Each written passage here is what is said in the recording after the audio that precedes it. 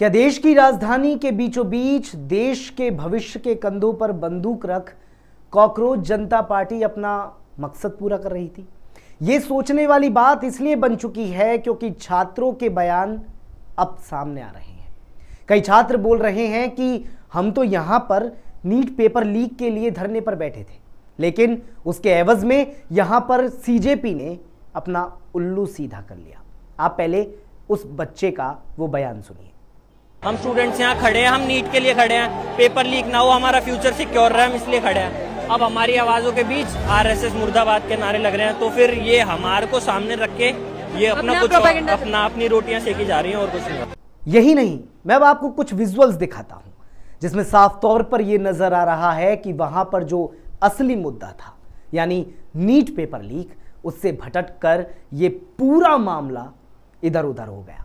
जी हां, पहले कुछ क्लिप्स देखिए जहां पर एलजीबीटीक्यू कम्युनिटी के कुछ लोग आ जाते हैं और अपना हक मांगने लग जाते हैं।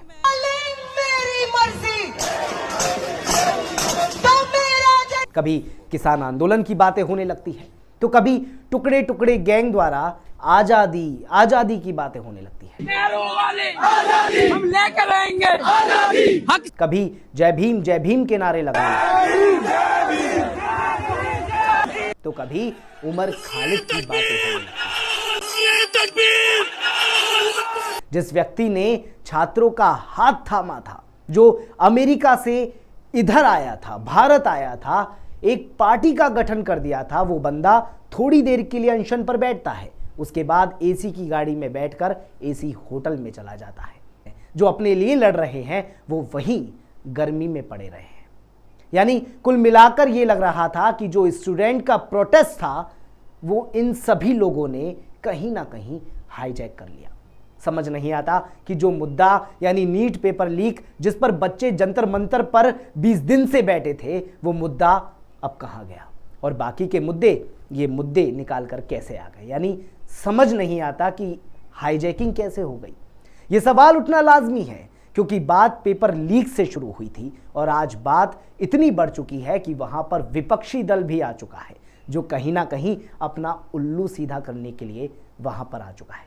अब लोग कुछ कहेंगे कि तुम तो गोदी मीडिया हो, लेकिन अब सुनिए, जब विपक्ष की सरकार थी ना, तब भी पेपर लीक हुआ था। उस समय के शिक्षा मंत्री ने एक बयान जारी किया था और जिसमें उन्होंने कहा था कि पेपर लीक की गलती बोर्ड या एजेंसी की होती है, हम सिर्फ एक्शन ले सकते हैं, हम कार्रवाई कर सकते हैं। पर जब ये रीट की परीक्षा हुई तब आप खुद शिक्षा मंत्री थे, जो आरोप लगे हैं उसके बारे में आपका क्या कहना है? मैं शिक्षा मंत्री था ना, तो शिक्षा मंत्री कराता है क्या रीट का पेपर? रीट का पेपर माध्यमिक शिक्षा बोर्ड कराता है। माध्यमिक शिक्षा बोर्ड ने, एजेंसी ने रीट का पेपर कराया है। अगर कहीं किसी तरह की शिकायत मिली है तो उसके ऊपर सरकार एक्शन कर रही है। कहां दिक्कत आ रही है? लेकिन आज वही विपक्ष बोल रहा है कि शिक्षा मंत्री यानी धर्मेंद्र प्रधान को हटाया जाए। जब हमने वीडियो को और खंगाला और जांच पड़ताल की, तो जब 20 जुलाई की वीडियो अच्छे से देखी गई थी ना, तो नजर आया कि रील बनाने वाले लोग ज्यादा थे, मीडिया कर्मी ज्यादा थे, लेकिन जो छात्र वास्तविकता में नीट पेपर लीक के लिए वहां पर बैठने गए थे ना, वो तो बहुत कम थे। बात नीट पेपर लीक और बच्चों की थी, लेकिन बात अब यह हो गई कि अगर हम दूसरी पार्टी यानी विपक्षी पार्टी को अपनाते हैं तो हमारा काम हो जाएगा। यानी किस तरीके से जो डायवर्जन दिया गया है इस मुद्दे का, मुद्दा सही था, नीट पेपर लीक एक बड़ा मुद्दा है, लेकिन जो डायवर्जन दिया गया था ना, वो देखने वाली बात थी। विपक्षी दलों ने इस मुद्दे को बढ़ावा नहीं दिया, बल्कि अपना उल्लू सीधा कर लिया।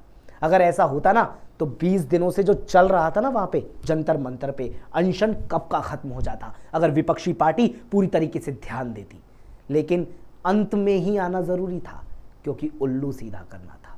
यह साफ तौर पर नजर आता है क्योंकि बात तो वैसे भी नहीं बनी, तो फिर इतना सब कुछ क्यों? बच्चों को क्यों डंडे पड़वाए गए और अपना उल्लू सीधा कर लिया कि हां हम पार्टी है इसलिए ये हो रहा है।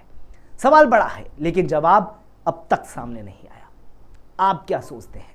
ये एक विचारधारा है, इस बारे में जरूर बताइएगा। मैं था उद्देश्य मंगल, जी न्यूज़ भारत के साथ। नमस्कार।